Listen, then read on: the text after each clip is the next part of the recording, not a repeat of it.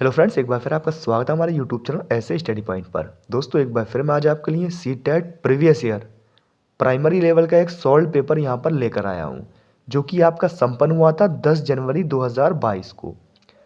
और दोस्तों, इस वीडियो में जो है आज हम इसका पहला वाला पार्ट जो होता है, यानी कि बाल विकास और शिक्षा शास्त्र वाला जो पार्ट होता है, उसे इस वीडियो में कवर करेंगे, जिससे दोस्तों आपको पता चलेगा कि प्रीवियस ईयर में बाल विकास में किस तरह के प्रश्न जो है वो पूछे गए थे। तो आइए दोस्तों वीडियो शुरू करते हैं। पहला प्रश्न है, निम्नलिखित में से कौन सा कथन सही नहीं है। आपका ऑप्शन है विकास अनुक्रमिक और व्यवस्थित है, विकास केवल आनुवांशिकता से प्रभावित होता है, विकास के सभी क्षेत्र आपस में जुड़े हुए हैं, व्यक्ति विकास की दर में भिन्न होते हैं। तो दोस्तों इसमें यह पूछा है कि सही नहीं है, यानी इसमें से जो निगेटिव पॉइंट वाला हो जाएगा वो ही नहीं में चला जाएगा। तो दोस्तों इसमें जो केवल वर्ड है कि विकास केवल आनुवांशिकता से प्रभावित होता है, तो यही बात इसमें जो कथन है वो सही नहीं है, क्योंकि ये नेगेटिव पॉइंट्स बता रहा है, इसमें केवल वर्ड आया हुआ है। तो इसका जो राइट आंसर चला जाएगा वो आपका ऑप्शन बी के साथ चला जाएगा। Option B is right answer. अगला प्रश्न है, निम्नलिखित में से कौन सी भाषा प्राप्त करने के लिए एक संवेदनशील अवधि है। आपका ऑप्शन है जन्म पूर्व, प्रारंभिक बाल्यावस्था, किशोरावस्था या वयस्कता। चार ऑप्शन है दोस्तों, सही ऑप्शन यहाँ पर आपको बताना है इसमें से। तो इसका जो राइट आंसर चला जाएगा आपका, यानी भाषा प्राप्त करने की एक संवेदनशील अवधि जो मानी गई है वो प्रारंभिक बाल्यावस्था मानी गई है, यानी option B is right answer. Third number प्रश्न यहाँ पर देख लेते हैं। डैश और फिर यहाँ भी डैश लगा हुआ है दोस्तों, बच्चों के सामाजिकरण के लिए द्वितीय कारक कौन से हैं, ये पूछा है यहाँ पर। तो यहाँ पर आपके ऑप्शन पढ़ लेते हैं, परिवार और पड़ोस। तो ये तो दोस्तों द्वितीयक नहीं है, ये तो प्राथमिक होते हैं। परिवार और पड़ोस तो प्राथमिक कारण है, कारक होते हैं। अगला देख लेते हैं, धर्म और माता पिता। तो दोस्तों माता पिता भी दोस्तों प्राथमिक कारक में आ जाते हैं। अगला ऑप्शन है पाठशाला और धर्म, और परिवार और पाठशाला। तो डी आप देखेंगे तो परिवार आ रहा है दोस्तों, ये भी प्राथमिक कारक होता है, लेकिन आपका पाठशाला और धर्म जो है वो द्वितीय कारक में चला जाएगा, यानी कि ऑप्शन सी जो है राइट आंसर यहाँ पर आपका हो जाएगा। 4 नंबर प्रश्न है, जीन पियाजे के संज्ञानात्मक विकास के सिद्धांत में संरक्षण में बच्चे द्वारा प्राप्त किया जाता है, यानी वो कौन सी अवधि में, कौन सी अवस्था में प्राप्त किया जाता है। संवेदीय पेशी अवस्था, पूर्व संक्रियात्मक अवस्था, मूर्त संक्रियात्मक अवस्था या औपचारिक संक्रियात्मक अवस्था। दोस्तों जीन पियाजे का जो संज्ञानात्मक विकास है उसके 4 अवस्थाएं बताई हैं जीन पियाजे ने, चारों अवस्थाएं यहाँ पर आपको दे रखी हैं, और इसमें से आपको सही ऑप्शन यहाँ पर चूज करना है। लेकिन मैं यहाँ पर दोस्तों कुछ और बता देता हूँ। संवेदी पेशी का अवस्था जो होती है, यानी इंद्रिय जनित गामक अवस्था, इसकी अवधि जो होती है वो 0 से 2 साल के बच्चे के लिए होती है। कभी कभी अवधि भी पूछ लेता है दोस्तों। और पूर्व संक्रियात्मक अवस्था जो होती है उसकी अवधि 2 से आपकी 7 साल के बच्चे के लिए होती है, और मूर्त संक्रियात्मक की आपकी यहाँ पर हो जाएगी 7 से 11 साल के बच्चे के लिए हो जाएगी। और औपचारिक संक्रियात्मक यानी अमूर्त संक्रियात्मक अवस्था भी बोलते हैं इसे, इसकी अवस्था 11 से जो ऊपर के बच्चे होते हैं उनके लिए होती है ये अवस्था। तो यहाँ पर पूछा है संरक्षण में बच्चे द्वारा प्राप्त किया जाता है, तो इसका जो राइट आंसर चला जाएगा दोस्तों वो आपके मूर्त संक्रियात्मक अवस्था के में चला जाएगा, यानी कि ऑप्शन सी जो है इसका वो राइट आंसर यहाँ पर हो जाएगा। अगला प्रश्न देख लेते हैं।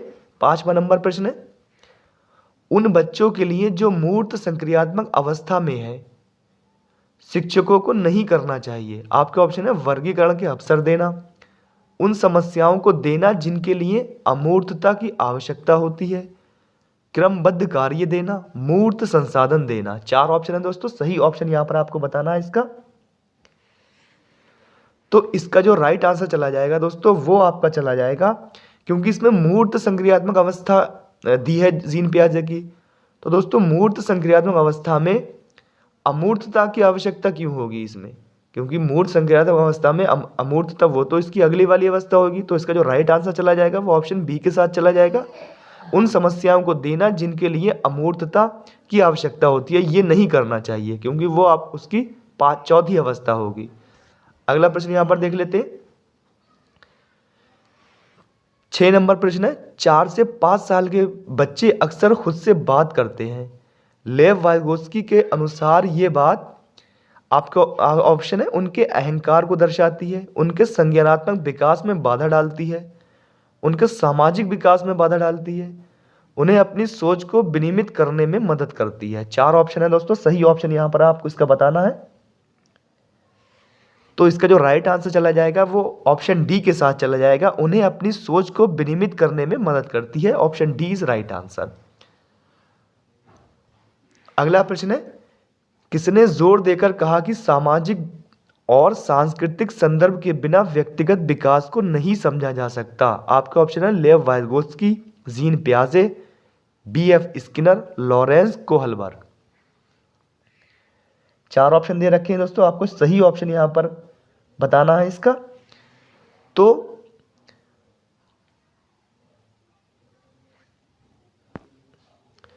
सामाजिक और सांस्कृतिक संदर्भ के बिना व्यक्ति के विकास को नहीं समझा जा सकता। दोस्तों ये जो सिद्धांत दिया था सामाजिक और सांस्कृतिक विकास का सिद्धांत किसने दिया था? वो लेव वाइगोत्स्की द्वारा दिया गया था। तो ऑप्शन ए जो है इसका वो आपका सही हो जाएगा। Option A is right answer. अगला प्रश्न यहां पर देख लेते हैं।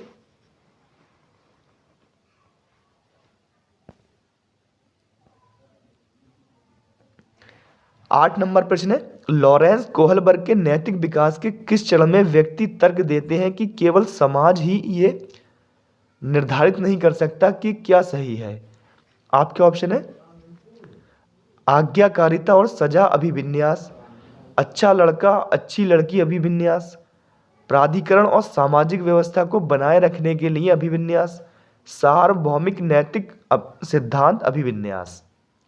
4 ऑप्शन है दोस्तों, सही ऑप्शन यहां पर आपको बताना है। तो इसका जो राइट आंसर चला जाएगा वो ऑप्शन सी के साथ चला जाएगा, प्राधिकरण और सामाजिक व्यवस्था को बनाए रखने के लिए अभिविन्यास, यानी option C is right answer. अगला प्रश्न है 9वां नंबर प्रश्न यहां पर देख लेते हैं। निम्नलिखित में से कौन सा विवरण हॉवर्ड गार्नर द्वारा प्रस्तावित तार्किक गणितीय बुद्धि में फिट बैठता है? आपके ऑप्शन है संवेदनशीलता और मानव अस्तित्व के मुद्दों के बारे में सोचने की क्षमता, लय और ध्वनियों के प्रति संवेदनशीलता, अंतरिक्ष के पैटर्न को पहचानने और हेरफेर करने की क्षमता, तर्क करके और वैज्ञानिक रूप से मुद्दों की जांच करके समस्याओं का विश्लेषण करने की क्षमता। 4 ऑप्शन है दोस्तों, सही ऑप्शन यहां पर आपको इसका बताना है। तो 9वें नंबर का जो प्रश्न है दोस्तों उसका जो राइट आंसर चला जाएगा वो ऑप्शन डी के साथ चला जाएगा, तर्क करके और वैज्ञानिक रूप से मुद्दों की जांच करके समस्याओं का विश्लेषण करने की क्षमता के साथ चला जाएगा। अगला प्रश्न यहां पर देख लेते हैं।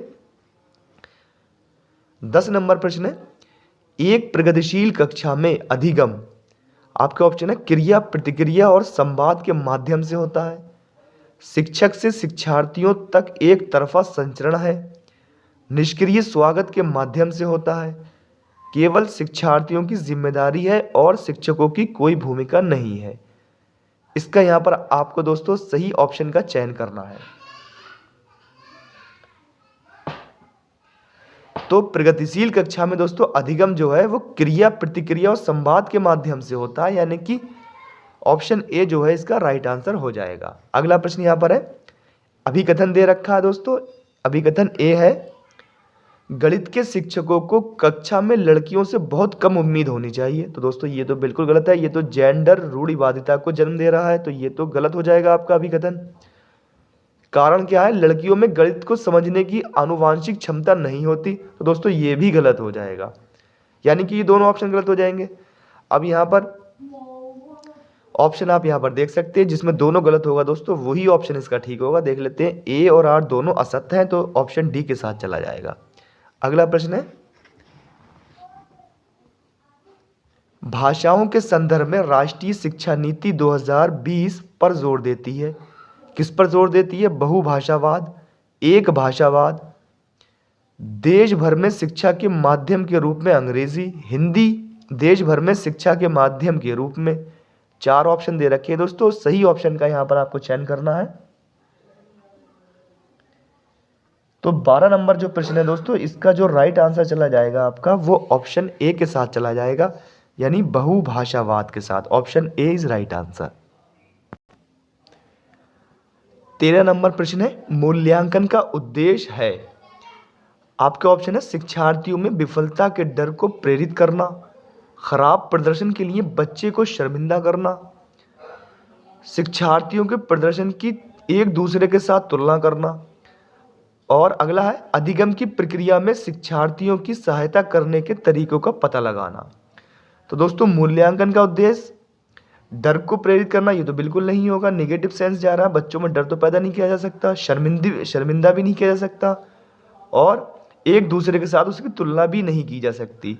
तो इसमें मूल्यांकन का उद्देश्य जो हो सकता है दोस्तों वो क्या हो जाएगा, अधिगम की प्रक्रिया में शिक्षार्थियों की सहायता करने के तरीकों का पता लगाना हो जाएगा। ऑप्शन डी के साथ इसका राइट आंसर चला जाएगा।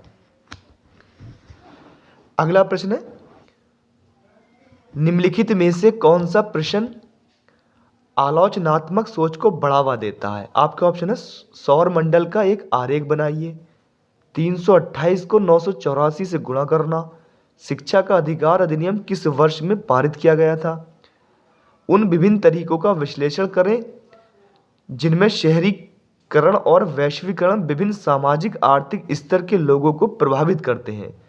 तो दोस्तों आलोचनात्मक प्रश्न की सोच को जो बढ़ावा देता है वो देता है आपका ऑप्शन डी दे देगा, यानी कि उन विभिन्न तरीकों का विश्लेषण करें जिसमें शहरीकरण और वैश्वीकरण विभिन्न सामाजिक आर्थिक स्तर के लोगों को प्रभावित करते हैं, यानी 14वें नंबर का जो आंसर चला जाएगा वो डी ऑप्शन के साथ यहाँ पर चला जाएगा। अगला प्रश्न है 15 नंबर प्रश्न है, शिक्षार्थियों के बीच व्यक्तिगत भिन्नताओं को ध्यान में रखने के लिए एक शिक्षक को चाहिए, क्या करना चाहिए, पढ़ लेते हैं दोस्तों ऑप्शन यहाँ पर। शिक्षार्थियों के पिछले अनुभवों को अनदेखा करना चाहिए, शिक्षार्थियों द्वारा प्रयोग किए गए पिछले अनुभवों को आधार बनाना, शिक्षार्थियों का आकलन करने के समान तरीकों का उपयोग करना, सभी शिक्षार्थियों के लिए मानकीकृत पाठ्यक्रम लागू करना। 4 ऑप्शन दे रखे हैं दोस्तों यहाँ पर, आपको सही ऑप्शन इसमें से आपको बताना है। तो दोस्तों एक शिक्षक को क्या करना चाहिए, उसे करना चाहिए शिक्षार्थियों द्वारा प्रयोग किए गए पिछले अनुभवों को आधार बनाना चाहिए। तो ऑप्शन बी के साथ इसका राइट आंसर चला जाएगा। 16 नंबर प्रश्न है, एक समावेशी कक्षा में आपके ऑप्शन है, एक छात्र ज्ञान की सामग्री के निष्क्रिय प्राप्त करता है, छात्र एक समान तरीके से बढ़ते हैं और विकसित होते हैं, छात्रों को प्रौद्योगिकी तक पहुंचने में भेदभाव किया जाता है, छात्र अपने दम पर पूरी तरह से अधिगम के लिए बाधाओं को दूर करते हैं। सही ऑप्शन दोस्तों इसमें से आपको बताना है। 16 नंबर प्रश्न का जो राइट आंसर हो जाएगा दोस्तों वो आपका हो जाएगा ऑप्शन बी के साथ चला जाएगा, छात्र एक समान तरीके से बढ़ते हैं और विकसित होते हैं। Option B is right answer. 17 number प्रश्न है, आर्थिक रूप से कमजोर वर्गों के छात्रों की शिक्षा के संबंध में शिक्षा का अधिकार अधिनियम 2009 के खंड 12 द्वारा निम्नलिखित में से किसकी सिफारिश की गई है। केवल सरकारी स्कूलों में प्रवेश, निजी स्कूलों में आरक्षण, केवल व्यावसायिक शिक्षा का प्रावधान, उनके लिए अलग स्कूल। तो इसमें दोस्तों जो इसका राइट आंसर चला जाएगा वो ऑप्शन बी के साथ चला जाएगा, यानी जो निजी स्कूलों में भी उन्हें आरक्षण मिलना चाहिए, यानी कि option B is right answer. अगला प्रश्न है, निम्नलिखित में से कौन सी सीखने की अक्षमता सीधे गणितीय प्रदर्शन करने की क्षमता को प्रभावित करती है। आपके ऑप्शन है डिसकैलकुलिया, डिसग्राफिया, डिसलेक्सिया या डिस्प्रैक्सिया। तो दोस्तों जो गणितीय प्रदर्शन करने की क्षमता को प्रभावित करती है वो कौन सा विकार होता है, वो डिसकैलकुलिया होता है, यानी कि ऑप्शन ए के साथ इसका राइट आंसर चला जाएगा। 19 नंबर प्रश्न है, विभिन्न अधिगम की जरूरतों वाले छात्रों को शामिल करने के लिए की आवश्यकता होती है। आपके ऑप्शन है निश्चित बैठने की व्यवस्था, लचीली पाठ्यचर्या, मानकीकृत मूल्यांकन, पाठ्य पुस्तक केंद्रित शिक्षा शास्त्र। 4 ऑप्शन है दोस्तों, सही ऑप्शन यहां पर आपको देखना है। तो अधिगम की जरूरत वाले छात्रों को शामिल करने के लिए दोस्तों क्या की जरूरत होती है, यहाँ पर हो जाएगा आपका लचीली पाठ्यचर्या की आवश्यकता होती है। ऑप्शन बी के साथ जो है इसका आंसर चला जाएगा। 20 नंबर प्रश्न है, प्रतिभा के साथ छात्रों की जरूरतों को पूरा करने के लिए निम्नलिखित में से कौन सी एक प्रभावी रणनीति है। आपके ऑप्शन है, उनसे बहुत सरल और आसान प्रश्न पूछना, उन्हें चुनौतीपूर्ण और उच्च क्रम के कार्य असाइन करना, जानकारी को समझने के लिए अतिरिक्त समय देना, उनसे सफलता की उम्मीदें कम रखना। 20 नंबर प्रश्न के दोस्तों 4 ऑप्शन दे रखे हैं। सही ऑप्शन यहाँ पर आपको बताना है। इसका जो राइट आंसर यहाँ पर आपका चला जाएगा दोस्तों, वो चला जाएगा ऑप्शन बी के साथ चला जाएगा, उन्हें चुनौतीपूर्ण और उच्च क्रम की कार्य असाइन करना, यानी 20 का जो है बी ऑप्शन आपका राइट हो जाएगा। 21 नंबर प्रश्न यहाँ पर देख लेते हैं, छात्रों के बीच अधिगम की सुविधा प्रदान करते समय एक शिक्षक को निम्नलिखित में से किस रणनीति से बचना चाहिए। आपका ऑप्शन है, अवधारणा मानचित्रण, डिस्कवरी अधिगम, सहज ज्ञान युक्त अनुमान या निष्क्रिय नकल। तो 21 नंबर का जो दोस्तों राइट आंसर चला जाएगा आपसे, यानी बचना चाहिए ये पूछा तो निष्क्रिय नकल से बचना चाहिए, ऑप्शन डी के साथ चला जाएगा। 22 नंबर क्वेश्चन यहाँ पर देख लेते हैं, सार्थक अधिगम की सुविधा के लिए प्रसंस्करण जानकारी के निम्नलिखित तत्वों में से कौन सा उपयोगी है। आपके ऑप्शन है, अप्रासंगिकता, विस्तार, उद्दीपक प्रतिक्रिया अनुकूलन या रटकर याद रखना। तो दोस्तों 22 नंबर प्रश्न का जो राइट आंसर चला जाएगा वो ऑप्शन बी के साथ चला जाएगा, यानी कि विस्तार के साथ चला जाएगा। Option B is right answer. अगला प्रश्न यहां पर देख लेते हैं, 23 नंबर प्रश्न है, एक नया विषय पढ़ाना शुरू करने से पहले एक शिक्षक के लिए यह जानना महत्वपूर्ण है। अब क्या जानना महत्वपूर्ण है दोस्तों, यहां पर कथन दे रखे हैं वो बच्चे पहले से क्या जानते हैं। दोस्तों नया विषय पढ़ाने से पहले ये बिल्कुल जानना जरूरी हो जाता है। दूसरा, सामान्यतः धारण की जाने वाली भ्रांतियां, जो उनके मन में भ्रांतियां चल रही हैं दोस्तों, उन्हें भी जानना बहुत ज़्यादा महत्वपूर्ण है नया विषय पढ़ाने से पहले एक शिक्षक के लिए। अगला है, विषय सीखने के लिए पूर्वापेक्षा, ये भी ज़रूरी है दोस्तों, और छात्रों की अधिगम शैली। तो ये चारों ही ज़रूरी हो जाएंगे दोस्तों। तो ऑप्शन डी, इसका जो राइट आंसर हो जाएगा वो ऑप्शन डी के साथ चला जाएगा। अगला प्रश्न है, निम्नलिखित में से किसे अधिगम के लिए एक रचनात्मक दृष्टिकोण द्वारा बढ़ावा दिया जाता है। आपका ऑप्शन है, व्याख्यात्मक शिक्षण, पूछताछ आधारित शिक्षा, शिक्षण की व्याख्यान विधि या रटकर याद रखना। तो 24 नंबर का जो दोस्तों राइट आंसर चला जाएगा आपका, वो चला जाएगा ऑप्शन बी के साथ, पूछताछ आधारित शिक्षा पर को बढ़ावा दिया जाना चाहिए, यानी कि option B is right answer. 25 number प्रश्न यहां पर देख लेते हैं, एक शिक्षक छात्रों को अपनी सोच प्रक्रियाओं के बारे में सोचने के लिए कह रहा है, वह छात्रों के बीच किस तरह के कौशल को विकसित करने पर ध्यान केंद्रित कर रही है। आपके ऑप्शन है, घोषणात्मक, परासंज्ञानात्मक, प्रक्रियात्मक या शब्दार्थगत। तो 25 नंबर प्रश्न का जो दोस्तों जो राइट आंसर चला जाएगा वो आपका चला जाएगा ऑप्शन बी के साथ, परासंज्ञानात्मकता के साथ चला जाएगा, संज्ञानात्मक के साथ चला जाएगा। अगला प्रश्न है, अक्षरों की एक लंबी श्रृंखला को यादगार और सार्थक भावों में समूहीकृत करके याद रखने की रणनीति को कहा जाता है। आपके ऑप्शन है, आत्मसात, चेकिंग, अनुकूलन, परानुभूति। तो 26 नंबर प्रश्न जो है दोस्तों उसका जो राइट आंसर चला जाएगा वो ऑप्शन बी के साथ चला जाएगा, चेकिंग के साथ चला जाएगा, यानी कि option B is right answer.